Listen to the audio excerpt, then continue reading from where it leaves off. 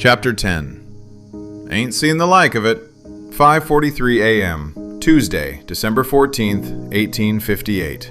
The Lamar Plantation Woodyard. "You're sitting on the front row, Walter." Walter's father slapped his son on the back somewhat softer than usual, as he was almost swooning with the gravity of the event unfolding before them. "History happening right there, boy."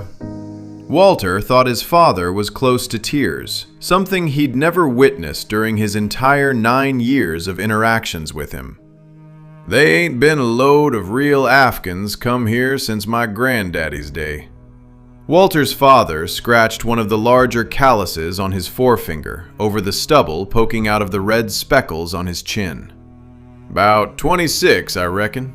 His watery blue eyes crawled up to look towards his receding hairline as it attempted to locate the date he was referencing, and dig it out as evidence that what they were witnessing was, indeed, a historical occurrence they were sharing with their ancestors.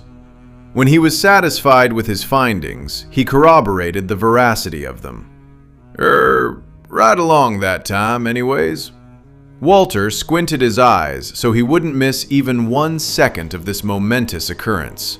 But all he could make out in the darkness of this early morning was a few ghostly outlines of shoulders and heads that were illuminated by the oil lamps. It was just about the same time as he saw the first few heads of the Afghans topping the hill when a crippling stench hit him. He instinctively covered his nose with the crook of his elbow as his stomach folded over on itself. Walter's father sharply pulled the boy's arm away from his face. "No, son, don't you hide from the smell." Walter held his breath anyway, as the heat and steam of his father's breath bubbled up on his face. "You gotta use times like these to get yourself strong. Them slaves been penned up like animals. Animals stink. Human animals reek more than any pig or polecat you'll ever cross." Walter's father put his wet lips up against the boy's cold ear. "Listen here, boy. If you're ever gonna be a man that's gonna get anywheres in life, you gotta be able to put up with the stink of humans. Don't matter if they're living or dead. Time the smell don't make you retch your guts out, you know you're a man." He pulled back quick once he saw Walter was going to be sick. Walter didn't say anything back to his father. He was grateful just to be able to jerk his head quickly away from him and vomit behind the stump he was seated on. His father snorted as he slapped him firmly on his back. "Ain't no shame in it, boy. One of these days it won't bother you no more than hitching up your horse." Walter was pretty sure he'd never be able to get used to the stench of penned up people, or dead ones neither.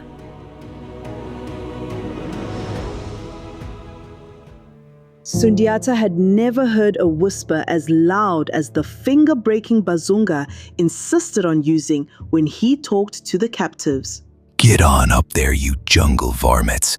Sundiata had become so acquainted with this red-faced, bone-snapping bazunga that he could tell when the creature merely turned his head towards them.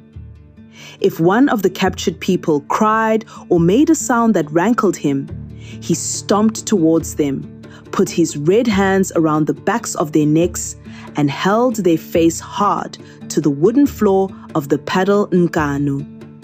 Now he whisper-shouted, and although Sundiata couldn't see his face in the shadows of the paddle Nkanu, he knew exactly which shade of red this bazunga's skin was turning. Sundiata and the boy who did not speak supported Sazi's limp body between them. The darkness of the early morning helped them conceal how sick she actually was. When Sundiata had been ailing back at home, Boubacar had sent for the most skilled healer woman in Burma. Her name was Nyoka Aisatu. Once he'd been burning with a fever.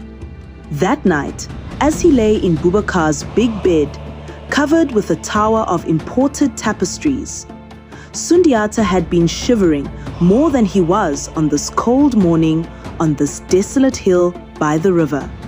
Nyoka Aisatu wrapped his chest with sina leaves soaked in kinkeliba. He wished he'd pretended to be sick more, since Nyoka Aisatu always brought her granddaughter, Amisi Gesi, with her when she was called to heal. Amisi Gesi was nearly the same age as Sundiata.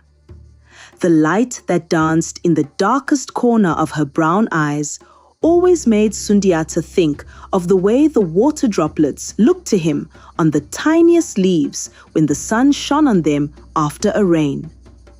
Nyoka Aisatu chanted as the smoke from the white Mpemba clay burned on the sacred healing altar she lit in the brass bowl she brought with her. Bakulu benanye malukunga, benanye malukaya. Bakulu benanye malukunga, benanye malukaya. Bakulu. She once spent some time explaining to Sundiata that the words she recited were specialized and mighty prayers, incanted aloud to get the attention of particular ancestors who helped her heal her patients. These beings were known as the Bakulu. They had been alive as human people once, living their lives with kindness and purpose. When they died, they became the holy departed ones and constantly floated around her in another invisible world. They were just waiting to help her if she sang the songs that called to them while burning the Mpemba clay in the manner and order she had learned from her own mother.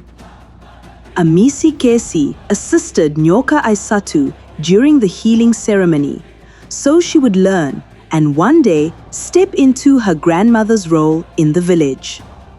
Bakulu benange, sambila beto. Bakulu benange, sambila beto.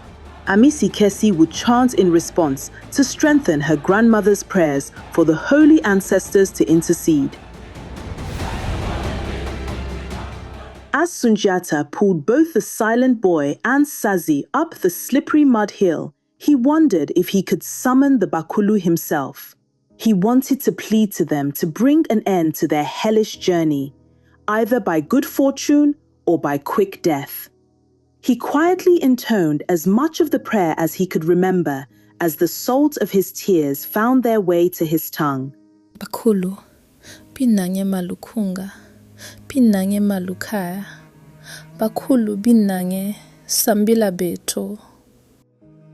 Suddenly, a pain blazed into Sundiata's face just above his left eye, illuminating his brain with a light as bright as a bomber morning. He lost his footing and tumbled backwards over the edge of the wooden plank they'd been using to get from the Paddle Nkanu to the bank of the river. He was the happiest he'd been since he lay in the cool dampness of the Nyo Ntoto, with the pink quartz and blue lapis stone rosaries draped over his face. He'd meet with Jesu and whichever Bakulu spirit who had answered his song. Maybe he had thrust his finger far enough into the wooden slash in Jesu Christo's wound. Shut up your incantations, you godless heathen. Shut your yap. Sundiata recognized he had fallen in the water. Black water that didn't seem wet at all. It was the coldest, the softest bed he'd ever slept upon. He could stay here. He would rest here for a long time. His death was to be delivered by drowning. This is perfect. Gratefully, he sank into the gelatin arms of the mud and water, cautiously waiting to see which one of the gods on Bubakar's shelf came to meet him. But he was rising again toward the surface. Sundiata was being pulled back up. He kicked his feet and tried to find a big rock or a branch to wrap his toes around. He wouldn't go back, not now.